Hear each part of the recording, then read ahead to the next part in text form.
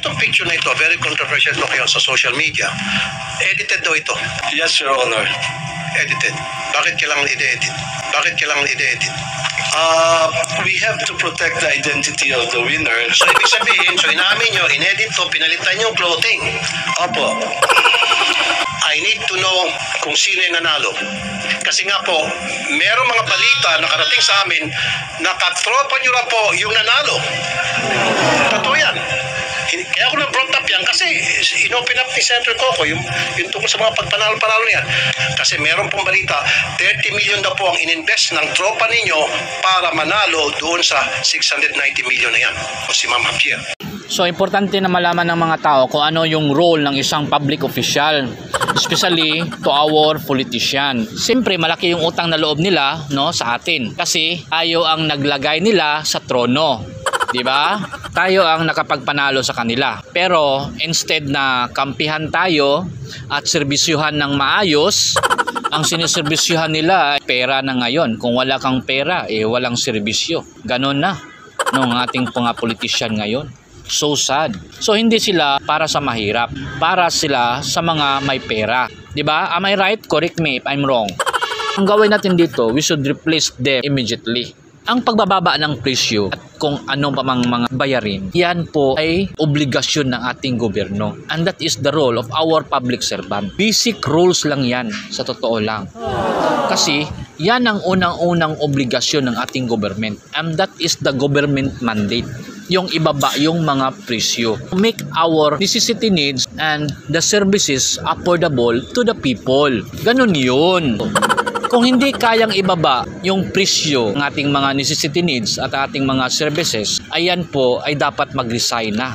Dahil tumatanggap po sila ng billions of money galing sa mga people taxes, galing sa ating mga taxes at maraming taxes. Isa-isahin pa natin yung mga taxes, yung income taxes natin, yung sales taxes natin, property taxes natin, services taxes natin, at ang dami pa. At ngayon mayroon pang travel taxes at mga permit at yung mga violation at mga business taxes at yung mga business permit. Ang dami, no? Ang daming pera ng ating government. At nakasaad dito sa ating Public Act, no? Nandyan yan sa batas. We have provision in that kind of law, yung be mindful for the welfare of the people. Nandyan yan sa batas. Kailangan talaga guys na maging honest yung ating mga politician kasi nandyan yan sa batas. Saan po yung sinasabing to be honest to the people? Saan po yung equality, yung equity? To provide good services for the people. Nasaan po yun? Saan po yung uphold public interest?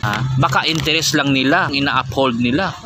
They are not complying the rules of a public servant. Kung wala po tayong makikitang transparency at honesty, dignity and integrity sa kanila, lalo na sa bayan, and that is our rights na magreklamo tayo at kailangan umaksyon tayo dahil mananatili tayong mahihirap at mananatiling yumaman ng ating mga politiko. So, dapat umaksyon tayo ngayon din. Kailangan i-change ang ating government. Kailangan palitan na ang mga politikong wala tayong nakikitang transparency, pagbabago at pinaka-basic, ibaba yung presyo. Make our prices affordable to the people. And that is the government mandate. And that is the government duties. Unahin talaga ang pagbaba. Yan ang inuuna bago ang lahat para masustain ng ating mga kababayan na naghihirap ngayon. Kung failure sila sa mga obligasyon, sa mga provision sa ating batas, requires yan, no? Sa ating administrative requirement yan kasi ang mga tao nagrereklamo. Yan po ay dinggin. Meron tayong batas, makinig sila at umaksyon agad sa mga problema. Yun po ang trabaho ng ating government. Pero nakikita natin dito, wala. Dishonest ang ating mga official. Malaking violation na yan, pwede na nating palitan at pwede nating i-impeach. Klarong-klaro po yung nakasaad sa ating batas at meron tayong provision, meron tayong agreement. As a Filipino citizen, no, meron tayong karapatan magreklamo at this should acknowledge, this should honor our nanaing because the people are groaning because of the price increase. Pero billion po ating taxes at milyon-milyon po yung nakukuha nila sa pera ng taong bayan. At kailangan po tayong magreklamo dito dahil malaki na yung utang natin. At meron tayong mga document about sa credit natin.